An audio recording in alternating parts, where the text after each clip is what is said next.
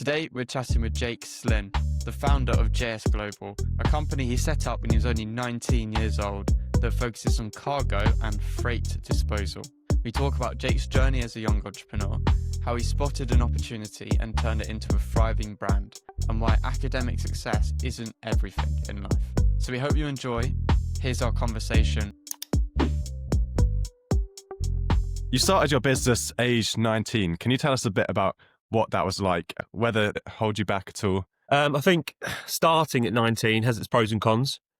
The pros are I was still living at home, and so no mortgage, no family under my own roof, no real ties to sort of with a full-time job or anything like that.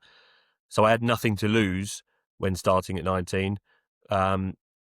The downsides are lack of experience in the business world, a lack of understanding on how to set up a business, how to set up VAT, HMRC, all the basics to getting a business running. So yeah, there's a lot of pros and cons to being 19 years old and starting.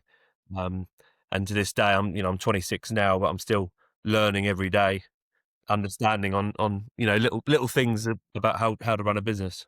Did people sort of take you seriously at that age? So I imagine that must be a challenge, that people don't really believe that you're serious about what you're doing. Yeah, a touch. I think, taking me serious at 19 was always a difficult sort of to open doors. So to get into certain doors at my age then was difficult. But you've got to prove to them that your knowledge is key at the end of the day. That you're serious. That you know what And you're doing. I've always been around the industry that I'm in now, so my knowledge was there. But to be fair, the quite funny side is now that my age now, people think that I'm much older than I am. Yeah. So I had so a much call. knowledge. Yeah. I had a call a couple of days ago with a lady, and I said, how old do you think I am? And she said, I don't know, 38, 39. But actually, I'll take that. Yeah. Normally get a lot older. So Wise beyond your years. yeah, that's it. I've got an old head on young shoulders, as they say. So Yeah, sure. Well, tell us a bit about your sort of academic life, I suppose, because 19, I'm guessing you didn't go to uni. no. You went, I okay. wish I could get into uni, but they wouldn't let me go to uni. Oh, really? So yeah, I went to Northgate High School, which is a great school in Ipswich. I failed miserably, because a bit like what we were just saying before you start to hit the record is school does not teach you about business. It's the way I look at it is it's a box, and if you don't fit in that box, then you're not going to succeed in school as such. And I wasn't in that box. I wasn't very good at maths, English, but I could talk the talk, but I couldn't put it on paper, and that was always my struggle. And all I wanted to do back then was go and earn some money, in my own pocket. Didn't know how I was going to do it, but I just didn't want to be at school anymore. So I was always ending up sort of being the class clown, getting out of school.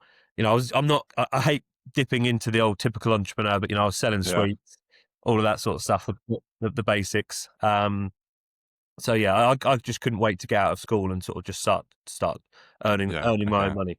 Always wanted to be an entrepreneur then, I guess. Yeah, always. Yeah, I say that.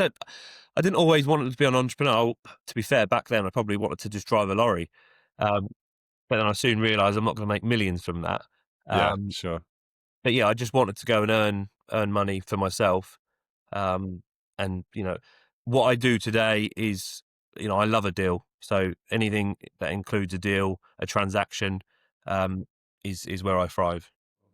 Sure. Before we dive into what your business actually does, can you tell us a bit about what sparked the initial idea? Like, why did you decide to go into what you did?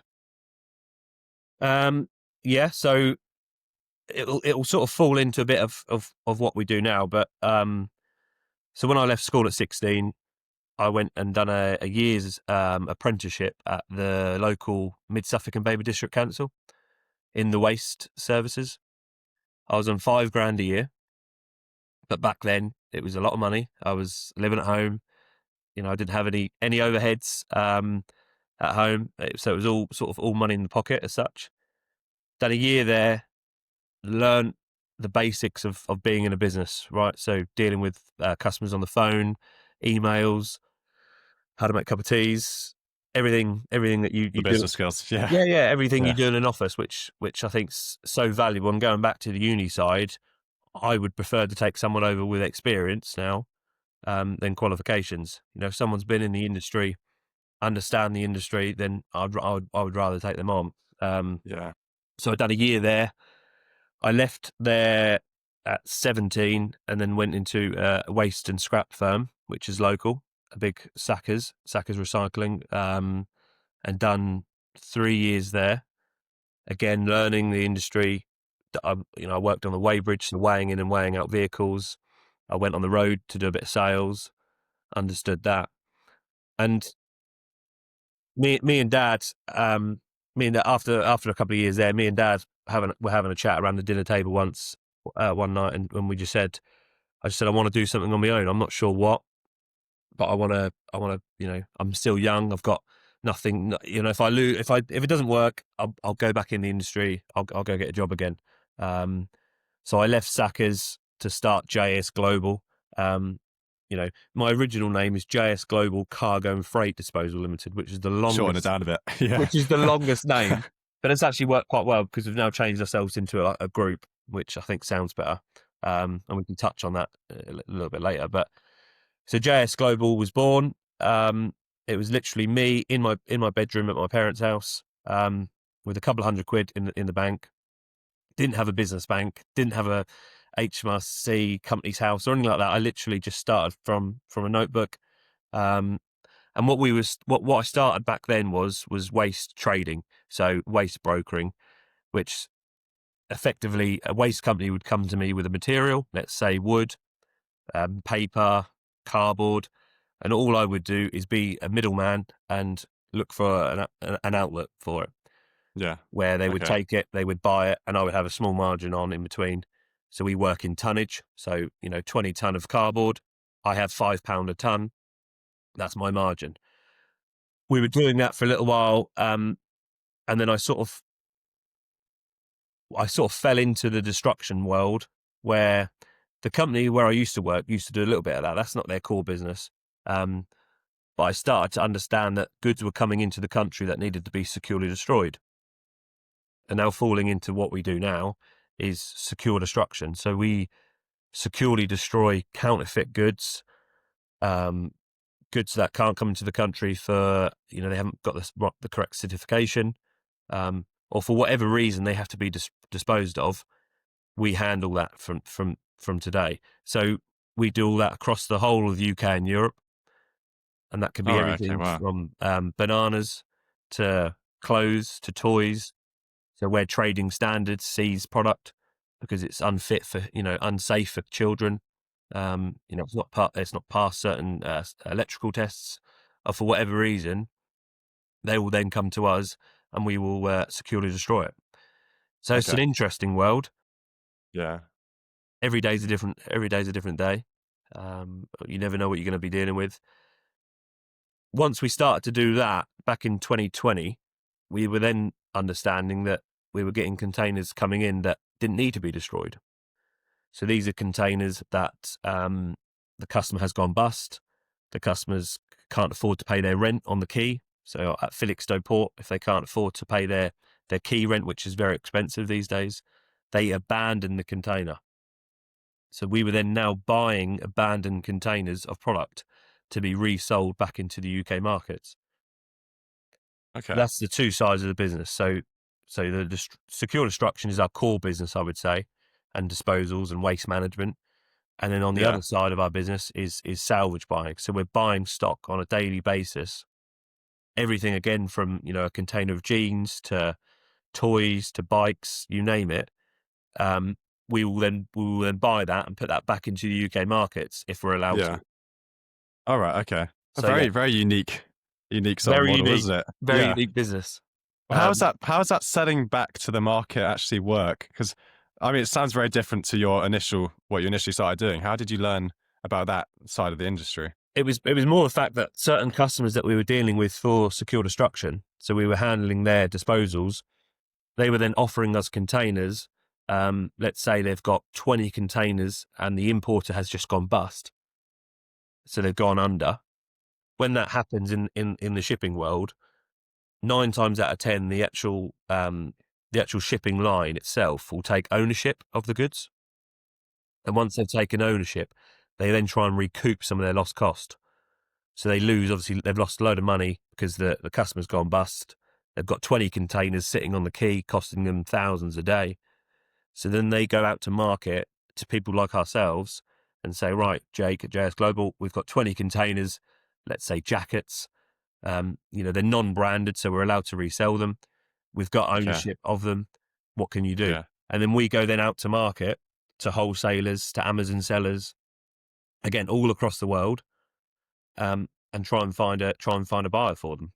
Sometimes you take Amazing. risks. So sometimes if it's a small job, this is where the fun side is. When it's a small job, I like to take a bit of a punt. So I like to buy stuff before I've even sold it, which is sometimes not the best idea. And then you end up sitting on it for ages. If it's a big deal, 20 containers, 30 containers of the same product, normally we will have a buyer lined up for that. So now we've got certain buyers who'll buy certain product off us. A couple of weeks ago, we just done a deal of 6 containers of suitcases. The original customer of the suitcases went under in liquidation, so they were sitting on the port for over a year, which is a really long time. A long time, in the yeah. shipping world. So that's tens of thousands of pounds key rent. We then came in and bought them and sold them to one of the biggest suitcase buyers in the UK. So it's about having the right connections and thinking quick on your feet is where we're proactive. And I like to call ourselves to the shipping lines and to the importers that we're a problem solver. Yeah, sure. Whatever you bring to us, we'll handle. If it's a container of bananas that are leaking, that they've gone rotten, we can handle that and we'll dispose of that. Doesn't matter whereabouts in the world, we'll handle it. And so that's where we're finding ourselves handy for these guys. Is they're coming to us for all kind of problems because we're quick, we're proactive, we're cost effective, and we're thinking outside the box. Amazing. I feel like a lot of people will see this business and they'll be like, it must take a lot of money to start. But I read online that you started with just £400 from your bedroom. Yeah. It seems like a business you'd need a lot of upfront cost to start. So how did you do this with just 400? Yeah, so, and that's probably one of my tips is to keep your overheads low. You see all these businesses getting fancy offices and straight away and crazy kit. Where we're again, there's pros and cons to this. Where we're successful is we've got minimal overheads. So when I first started, all I was a middleman, and to this day we are still a middleman. We're a very good middleman, but how that changes the ball game is that we haven't got a site, we haven't got lorries, we haven't got 30 to 100 staff, so there's no real overheads. We're now getting to a size of where we are starting to have costs, because that's natural. The bigger you get, the more costs you're going to have, and you've only got. And again, it's all about what way do you want to go. Do you want to 10x your business, or do you want to keep as a middleman lifestyle business, as I call it? It's all about what do you want out of the business and out of the business world as such. But I think that's how I was successful is because I didn't have overheads and I didn't have a lot of costs back then. And I could. What did those? Sorry. So what do those initial hundreds of pounds go towards? Probably again the basics of, getting an accountant, and getting a good accountant. I've still got the same accountant to this day when I first started. So he's seen my growth, which is nice, and he understands my business because not many people do. Just the basics, a laptop, things like that. Yeah, sure.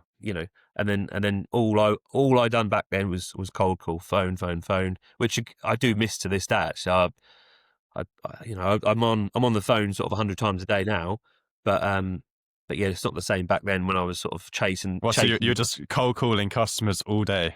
Yeah, cold calling customers, ringing warehouse companies to see if they've got any stock for sale, importers to see if they've had any stock, seized that we can handle. Yeah. Did you get a lot of no's at the start? Yeah, loads. Yeah.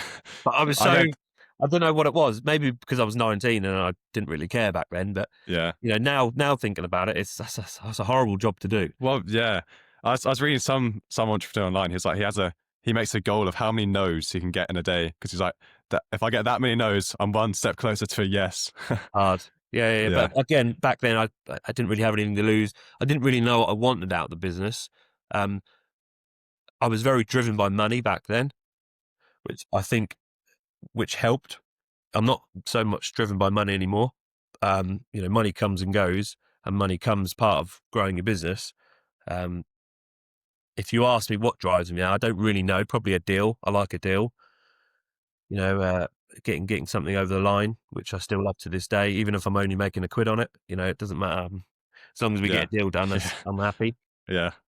Well, deals are quite fun, aren't they? Yeah, So, deals are fun. And it's a bit like yourselves. If you get someone decent on the podcast, yeah. it's a great feeling.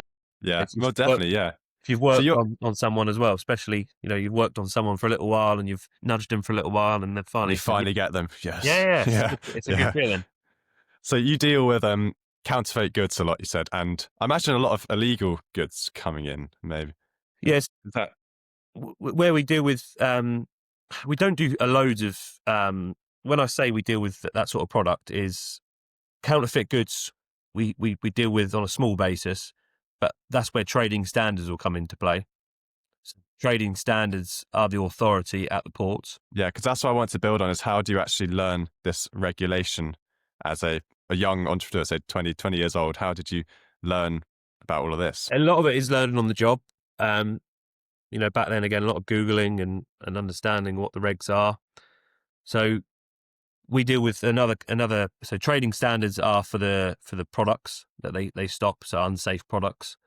We also deal with Port Health, who are they're the sort of the food authority across the UK at all the ports. So everything on our plates at home, your fish, your meats, it's all come on through a ship, which a lot of people don't understand and picture. And the majority of your things in your room around you are from a container, from around the world. So Port Health will stop any unfit product that unsafe for human consumption. So any meat or any fruits that haven't got the right certification, they've dropped temperature, which they should be a certain temperature, and they've come under or gone over. Certain meats are illegal in the UK, which are crazy. That's where they come in and they stop that container coming in, and then they'll give the importer a couple of options. They'll say, right, you can either import it back to the country that you brought it in from, or you can dispose of it. And then again, that's where we come into play, and we handle the disposal at the front end, and then we try and find the most cost-effective, the most environmental friendly way of disposing of, a container of meat. Yeah. Okay. I was going to say, how do you get rid of a container of meat? Do you burn it? Well, yeah. So when Port Health are involved, they class. I'm not going to bore you into this, but we want to know. There's something called ABP, which is animal byproduct. And then there's certain categories of that. So you've got Cat 1, Cat 2, and Cat 3 ABP. Port Health will class majority of meats as Cat 2, which is high risk to humans, and they're very stringent on what you can do and you can't do with that product. So we have to incinerate our meats that come in through Port Health. So that all goes for incineration. But let's say, on the other hand, where we do a lot of bananas, so we handle, I don't know, 2 or 3 containers a week of bananas, sometimes more. And you think, if a container lands 2 weeks, 3 weeks late, and it's got bananas in, or there's a reefer, so the refrigeration container's gone wrong, it's broken halfway across the sea or something like that, it lands here and it's all mouldy and juices are flowing out. I've got some horrible photos I can show you of some real disgusting bananas. But lovely. Bananas are very easy to get rid of. Any sort of fruit and veg, that'll all go for AD, which is anaerobic digestion, which is effectively turning that product into energy. Scientific now. Yeah, sounds right. Yeah, I'm not going to bore you, but that AD, anaerobic digestion, is effectively selling the energy back from that food and fruit and veg and drink and liquid back to the grid. So it's a great alternative to landfill. It's much more cost effective. Because that's been one of your goals, hasn't it? To reduce, well, not use landfill at all, really. I Try think I not saw that online. To this day, we don't use landfill, not just because it's not most environmental friendly, but it's also a huge cost. So there's something called Okay. landfill tax, which they've brought in, so you get taxed if you use the landfill. But yeah, landfills are quite old school. You know, a lot of people think that we just throw everything into landfill, or when we say we're destroying something, that we're just, shredding it and then putting it into the ground. Unfortunately, no, we're not. We've got to always think outside the box of how we can get rid of something, most environmental friendly and also cost effective for the customer. Can we actually just talk a bit more about anaerobic? What's it called? Anaerobic? Anaerobic digestion, So AD. the energy goes back to the grid. So from- so effectively, it's like a big stomach. How the hell does that work? It's like a big stomach, as I Okay. call it. If you type in AD on Google, there's thousands across the UK, and effectively the food will go in. Let's say we're delivering in a load of drinks, which we do a lot of. Again, we do a lot of out of date drinks and expired drinks and all that sort of stuff. Drinks will come in on the front end. They're in packaging, so it'll go through something called a depacker, where effectively it's in the name. It will depack the product, so the packaging will go off to one side to be further recycled, and then the liquid will go into the AD. There's a big it'll get churned into the AD around and round. The methane and the gases off the food and drink will turn a turbine, and that turbine then goes back to the grid and gets sold back to the grid. So they make money. Incredible. From Absolutely that. incredible. Yeah. Oh, is that one of them? Something like this, are we talking? Yeah, yeah. So they're There you go. Yeah. Oh, you see those around on the. It's like there's a lot around the UK. That's incredible. I mean, the general public must know absolutely nothing about this No. world. I just didn't know that was a thing in the slightest. But then again, a lot of Fascinating. people think your black bin at home goes to landfill when it doesn't. Not in our area Yeah. anyway. It goes to the burner. It goes to the incinerator. Incredible. Which again, that incineration waste is producing energy to power homes, tomato plants, to the tomato fields, all that sort of stuff. Yeah. That's fascinating. Absolutely fascinating. It is, yeah. I want to hear the story about the worst container you've ever seen. Well, I've got one at the moment. It's not. I say it's the worst container. It's probably going to be the worst smelling container. I think it's been there. We've got a container of chicken, which has been on the quay, on the port. I'm not going to mention what port, but it's been sitting at the port since May. Not switched on to snow. It's not a certain temperature. It's just standard temperature, and it's currently leaking. So we can't actually haul it. We can't move it on the road because it's obviously unsafe for road. So that's going to be a pretty bad one when we actually get our hands on that. So when you do get your hands on it, so you destroy all the chicken, you sort that out. Is there like another cleaning company that sort out the container, or do you destroy the container as well? No. So again, when I say we're a problem solver, the shipping lines want those containers back. Yeah. So those containers are not earning them any money at the moment. Imagine they're quite expensive as well. Yeah, they're sitting there full, and especially if the customer's gone bust, they're not ever going to get any money back for that container until it's empty, back into circulation. So that's their main priority, is to get that container back to circulation. And normally when we get a container back to the port empty, in a couple of days, that'll be back on a ship and going back to India, China, or somewhere like that, which is quite crazy. There's a real shortage of empty containers. But that container would go to our disposal site, be emptied, and we use, again, I'm not going to bore you, but we use something called a tipping chassis, which is a normal container, 40-foot container, but it can tip the container right up. So all the goods can then come out and you're not handballing. So it saves cost again.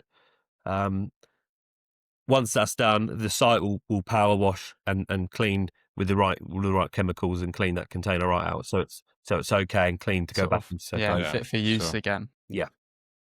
Okay, so I mean, correct me if I'm wrong. There was an article you were saying, so you're 22 years old, you're doing 500,000 a year, I think, revenue at that point. Okay. And you're saying you're sort of eyeing your first £1 million from the business. So you're 26 now, right?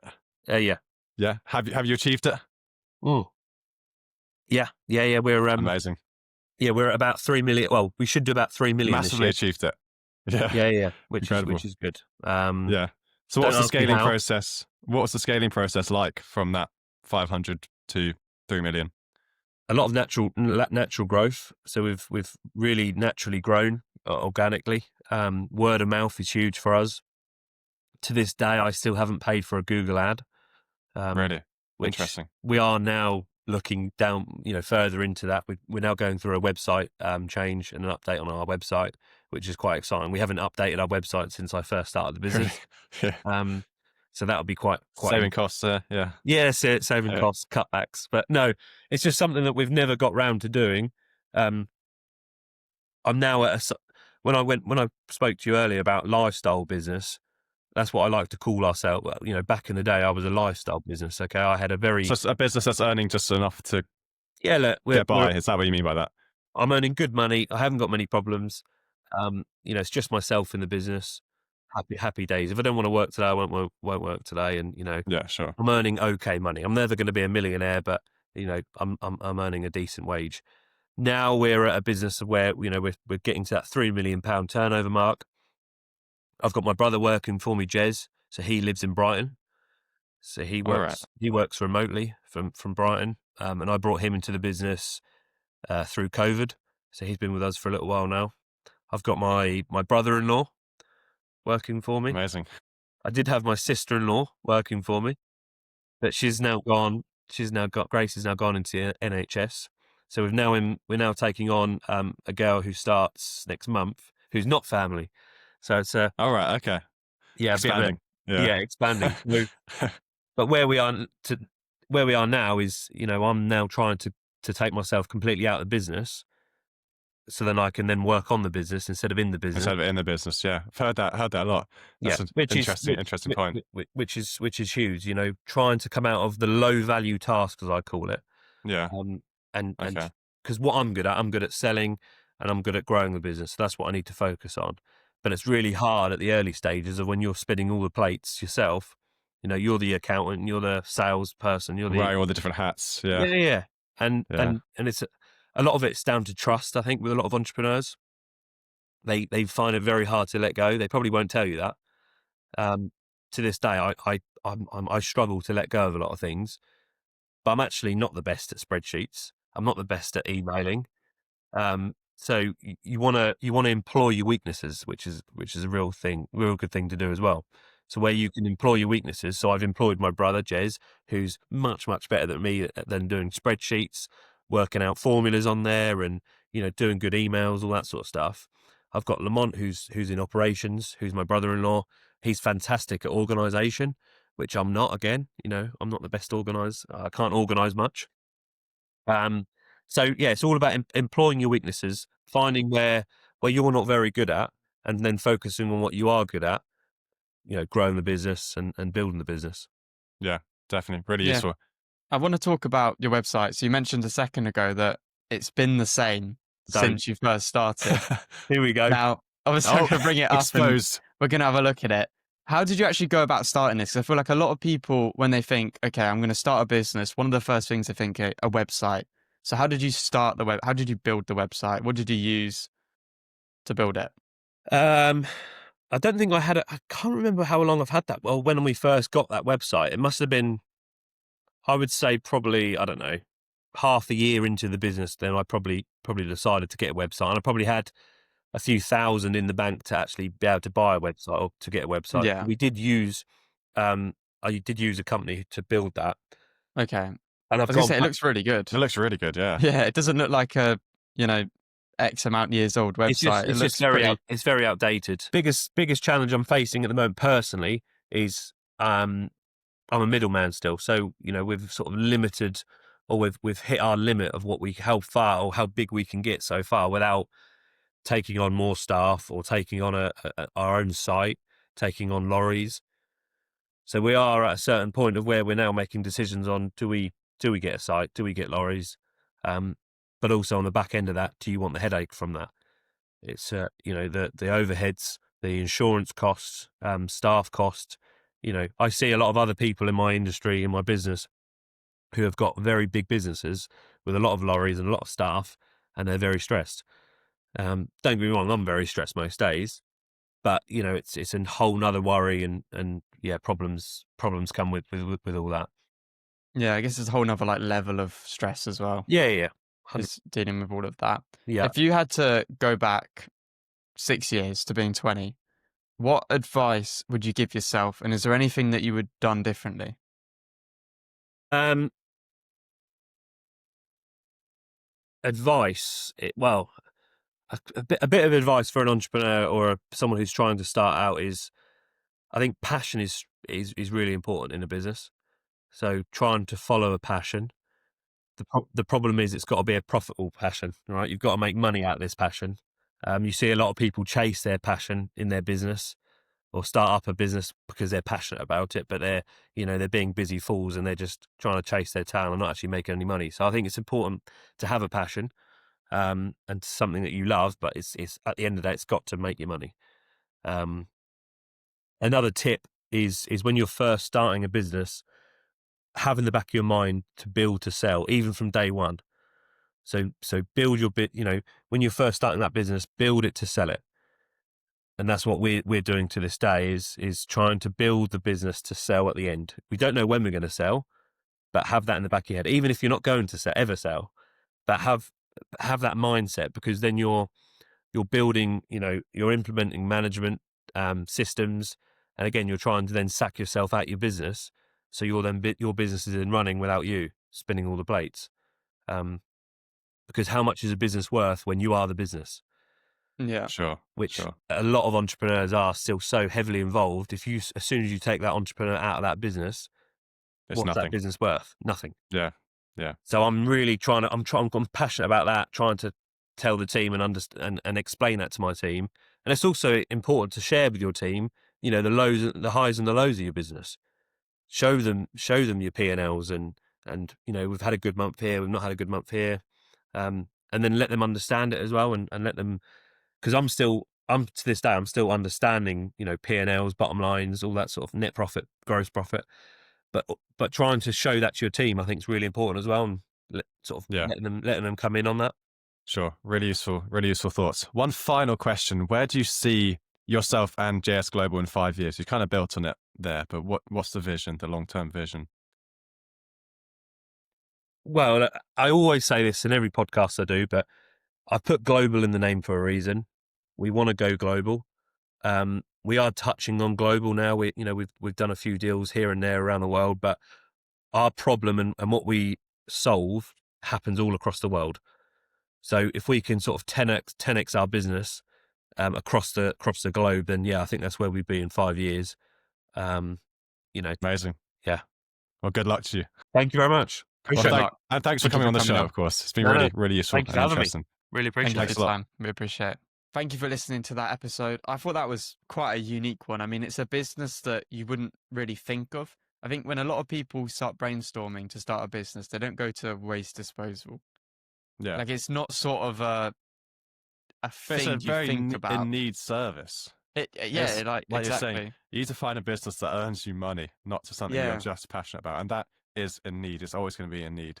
And if you Yeah. do it really well, money's going to I follow. mean, you're there. You sorted it. But Haven't it you? was fascinating, wasn't it? There's a whole world that the general Yeah. public don't really know Don't really about. think about it. Don't really cross your mind No, usually. It's you like you chuck said, things away the all black the time. bin. Yeah. Yeah, you don't exactly. think about where it ends up, but it's people like him with the containers. I mean, if Yeah. a container comes in and it's overdue or not safe for Yeah. purpose, he deals with Also, it. he kept saying not to bore you, but I thought all that stuff was I thought it was fascinating. interesting. Yeah, Yeah, it's I thought it was very fascinating. interesting. Yeah. I mean, to be honest with you, I could sit with him for 2 hours, and I'd love for him just to talk about all the regulations and stuff, and I'd Yeah. listen to it all. I find that stuff quite interesting. But No, yeah. fascinating. Also, he said he didn't rely on university degrees as like a specific need when he's hiring, which I thought was Yeah. interesting. That he more on experience. And I wonder whether things may change a bit more that way in the future. Yeah, But you know who what? can tell? I have a whole view on this actually. Now, if 4 people have gold, there's only 4 people in the world that have the gold. How valuable is the gold? Very, very Exactly. And now, if you give 20,000 people gold, slightly less. slightly less valuable. Now, you think of degrees these days. There's more and more people going to uni. Yeah, there's and more and everyone's more got a people degree. getting these degrees. So the value of the degree is going to go down. It's like anything, like inflation with money. When the government prints money, effectively it goes down. That's a very dumbed down version of it. And you got to think, it gets to the point where the degree, too many people have the degrees and too many people are applying for the jobs. And there will be a cutoff where, yes, it is just the skills. Now it's like, who is the most internships, who is the most experience in industry, etc.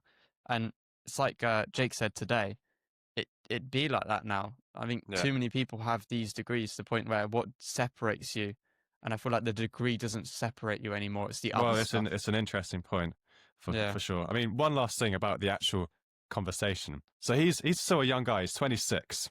Yeah. Right? And he did give an air of confidence and knowledge, didn't he? Don't you think? 100%. I think that is very important as a young entrepreneur, that it doesn't have to be a limiting factor, your age. Like, he was 19 when he started, but he didn't particularly find it limited him at all. But you gotta sort of act the part. You gotta act confident. You gotta have that air of knowledge around you. You gotta know what you're talking about. And he knew it all, and it was a good example for young entrepreneurs. Exactly that. Anyway, thank you for listening to this episode. I hope you enjoyed. Hit the like button, subscribe, comment, follow us and everything. Give us any feedback. We're open ears. We'd love to hear it. Even the stuff we're doing badly, tell us. We want to know. Exactly that. And we'll see you next time. Thank you.